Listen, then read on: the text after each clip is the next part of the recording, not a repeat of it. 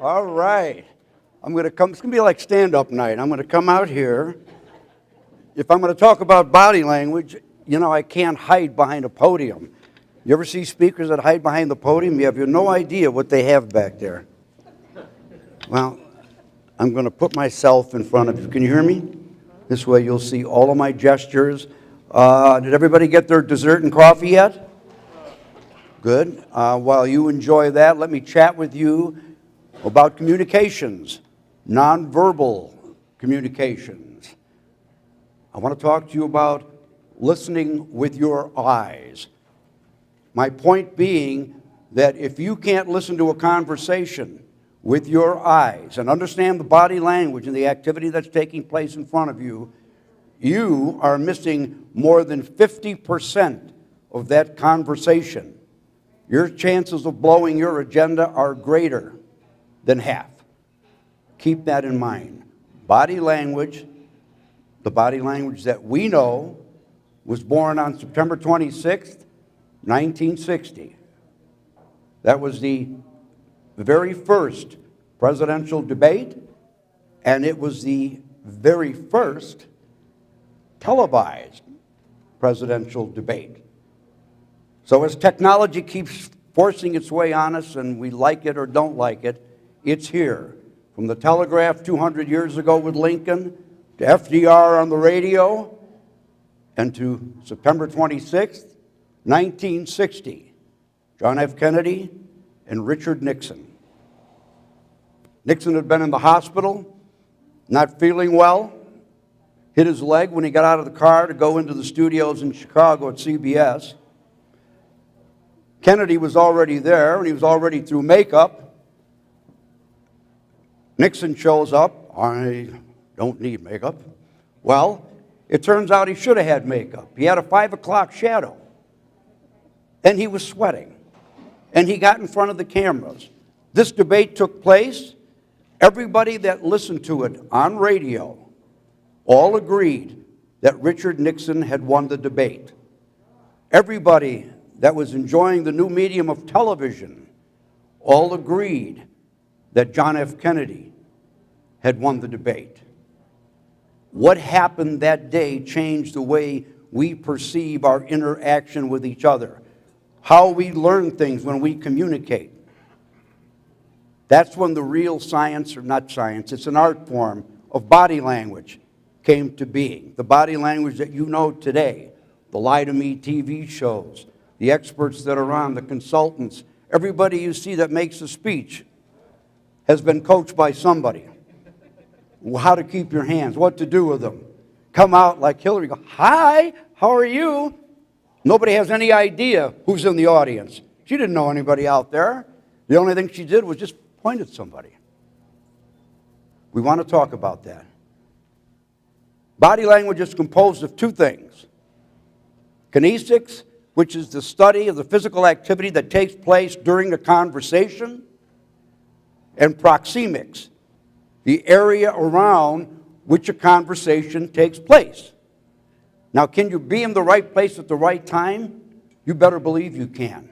Can you leverage your agenda by standing a certain way? Yes, you can. Can you sit across from somebody directly at 180 and 90-degree angles and make a difference on the outcome of that meeting? You bet you can. And that's what I want to chat about today, body language.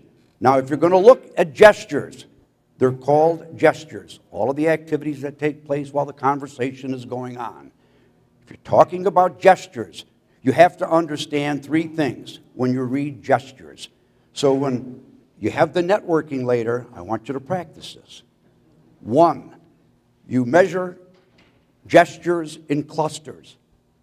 If somebody wipes their face with sweat, or their hand goes in a different position, or they fold their arms, it doesn't necessarily mean they're being defensive. No. Try to look at 4 gestures before you start honing in on something. Number 2, you have to understand the context of what you're perceiving. They showed me a picture of somebody huddled up, sitting on a bench. It was a corner bench. And they said, this guy's depressed, isn't he? It's probably a schizophrenic. maybe a homeless person. Well, in reality, it was a picture of a guy waiting for a bus in 10-degree weather. So context is always, always very important. And the third of the 3 C's is congruency. If what you hear from someone's voice and what you see from their physical activity, if they don't match, if they don't mesh, then you have a lack of congruency and probably a problem, either anxiety or deception.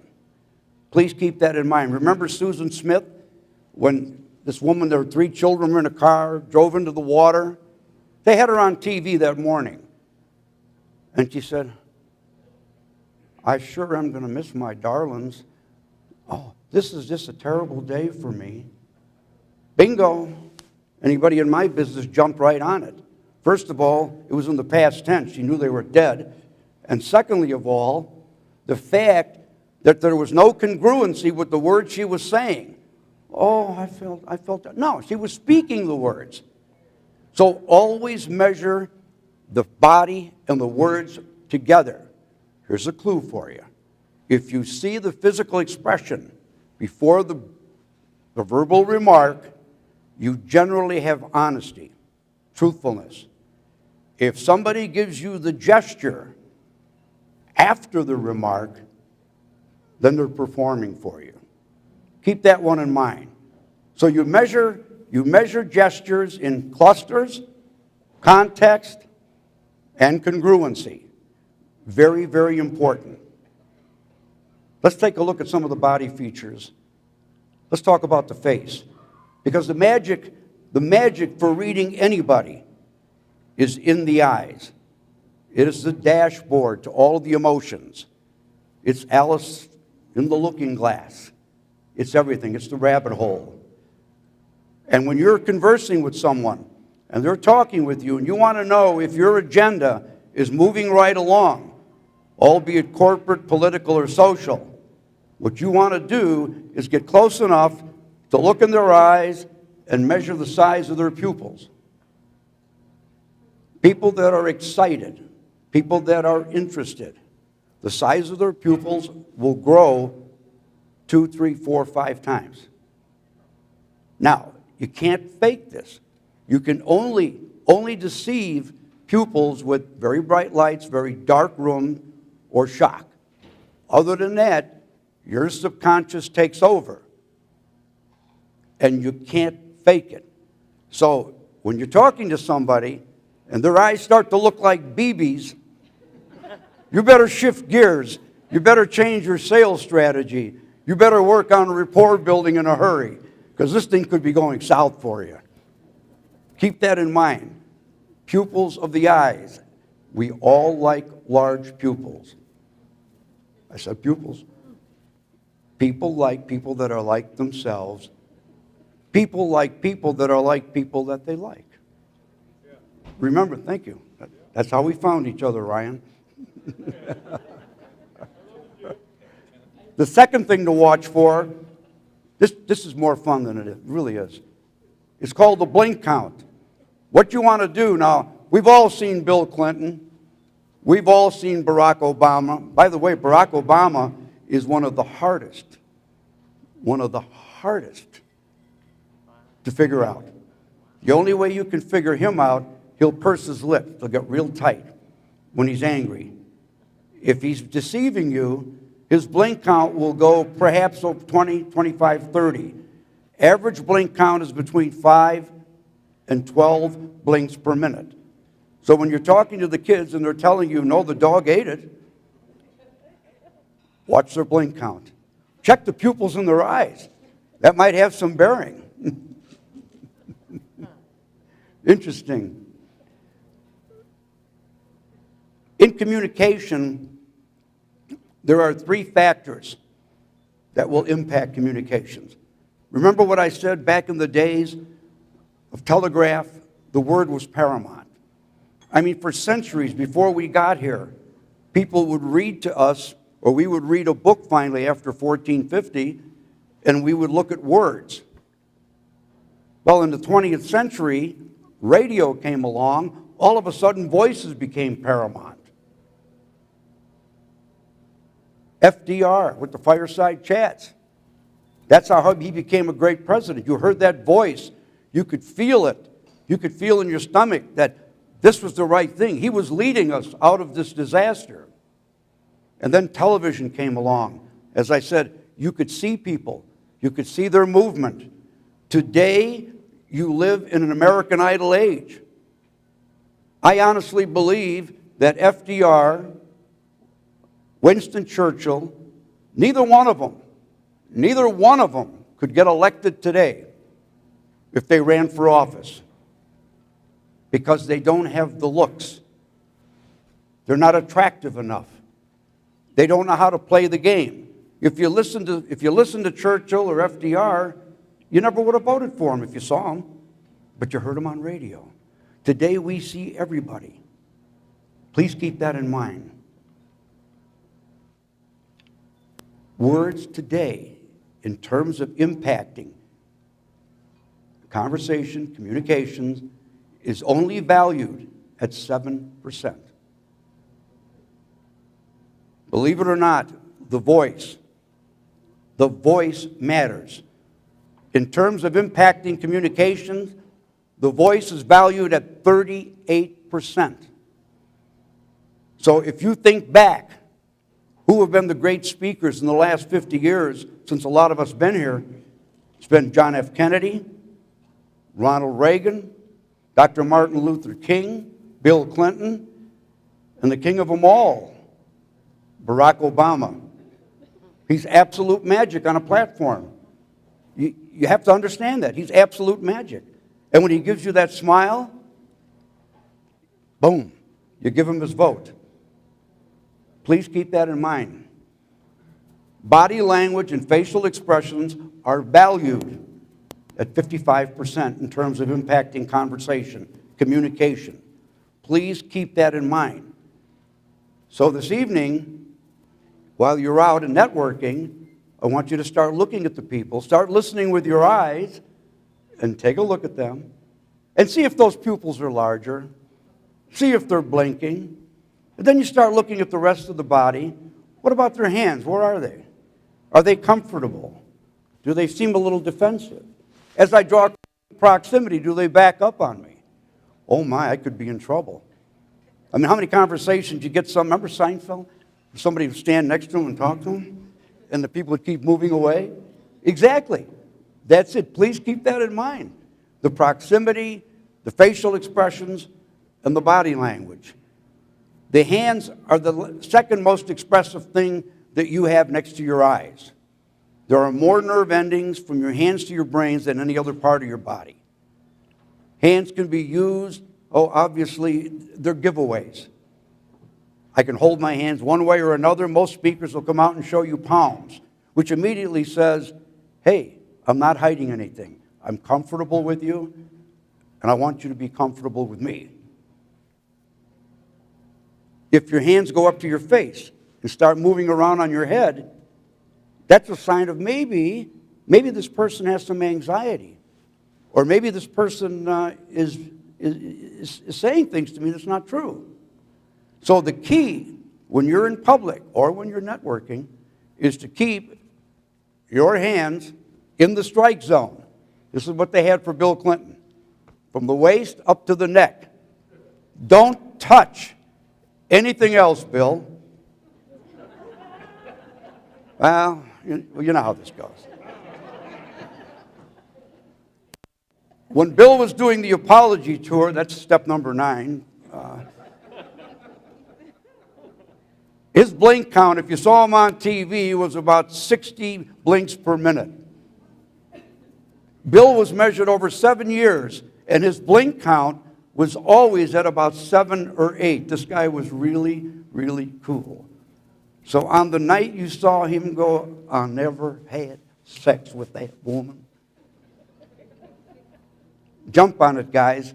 Let's take a look at just that scene together, and you'll know what I'm talking about. First of all, his eyes were looking up and to the left, which meant he was drawing from the right brain, which The right brain, what you're doing is you're making it up quickly. It's the artistic side of people. It's not the logic side. His blink count was much greater than the 7 he had been running for the previous 7 years. So all of a sudden, he's blinking, he's looking up to the left, and he's beating the message home with his right hand. That was the giveaway, the right hand. Bill Clinton is left-handed. What he was telling you was it was staged. This whole presentation was absolutely staged. He's a charge. Keep an eye on him. Obama, you'll catch with blink counts, pursed lips, anger. You know when you get angry how your lips curl in? Well, watch people. They do it all the time. And last but not least, feet. Now, it's been said that the feet are the most honest part of the body. In reality, the feet are the furthest thing from the brain. That's why it takes so long to control them. So, while you were visiting, I was walking around and watching you, and I saw some people, if their feet are not pointed toward the person, or the rule is nose, nipples, and toes, if they're not lined up, you got a problem. And there they were talking, and the torso starting to go the other way, the head's still in the conversation, the toes are leaving the building. That conversation was over. It was. So when you network later, watch who sticks their nose, nipples, and toes toward you. In social situations, that's very important. You want all objects out of the way in a clear path, and you want to be lined up and squared up to one another. And that's what it is about the feet. The feet will tell you where that person wants to go.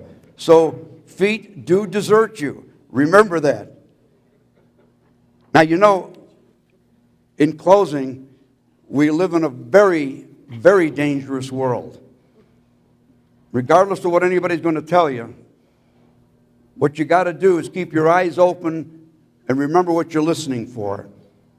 If you step up to an elevator, it opens up, there's somebody on there that scares you, step away. Oh, I forgot my phone. Somebody comes up to you and says, let me carry your groceries for you. No, that's all right. You leave the supermarket, your car's out and back, and there's a stranger wandering around there. Looks like he's looking for nickels and dimes. Go back in the store and tell them to have security come out and get your car or take you out there. Don't ever, ever say, nah, that's just my imagination. It really is that dangerous. And when you start looking at people, not everybody is tied down with a bomb. If you're looking at packages, any objects, what happens when they have something dangerous in their hands? They will want it away from their body. There's always distance. If you don't like somebody and you don't want to be somewhere, you will create distance. People carrying objects away from themselves. Think about the days when you guys had to change diapers. Remember that? There you go. Like this? All right. That's what I'm talking about. Please keep that in mind. Have you heard the phrase, never bring a knife to a gunfight? Don't believe that. I deal with police officers every day, and we trade stories about the 21-foot rule. Dennis Tuellen, 1982. Got you, didn't I? I've been looking for you, by the way. What happened was, this was an MMA cop. He's up there, and the guy takes out the knife. And he says, I'm going to cut you up. So I'm going to kick your ass. He was within maybe 10 feet from this guy, and I show the pictures in my seminars. The guy just carved him up like a Thanksgiving turkey. That's where the 21-foot rule came with. Never, ever, if you're around somebody with a knife, get away. Go, bye-bye, in a hurry. Cops know they've got to be 21 feet or greater, because it's going to take a second and a half for them to draw and release. How many cops got caught, Pat? Too many, right? And last but not least, all of you are in business, so you're really aware that concealed carry is coming. Many of us have taken the course already. Some people carry all the time. You're going to have a whole lot of people walking around the streets carrying guns. You own a business. I'm going to tip you off on how to look at these people, what you're looking for. You'll find 80% of the people that carry a gun don't have a holster. If you run into somebody with their shirt out, not tucked in, you may have problems in front of you. People that don't carry guns very often will always touch the weapon. They want to make sure that it's there.